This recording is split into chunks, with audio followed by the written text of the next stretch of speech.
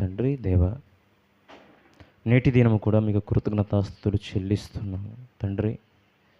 ఎంతోమంది లోకాన్ని విడిచిపెట్టి ఉండగా మమ్మల్ని మాత్రం సజీవులుగా ఉంచి తండ్రి ఆరాధన కార్యక్రమంలోనికి నడిపించిన విధానాన్ని బట్టి మీకు కృతజ్ఞతలైన తండ్రి. మరి ఇంతవరకు కూడా మీ పిల్లలైన వారు పాటలతో మీ నామాన్ని స్తుతించారు, మహింపరిచారు తండ్రి.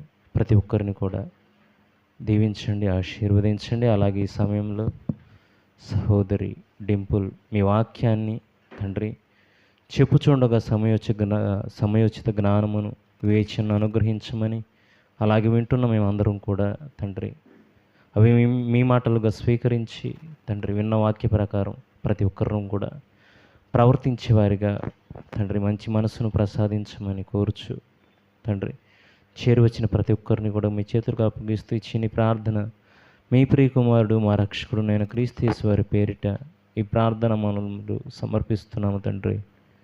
ఆమేన్.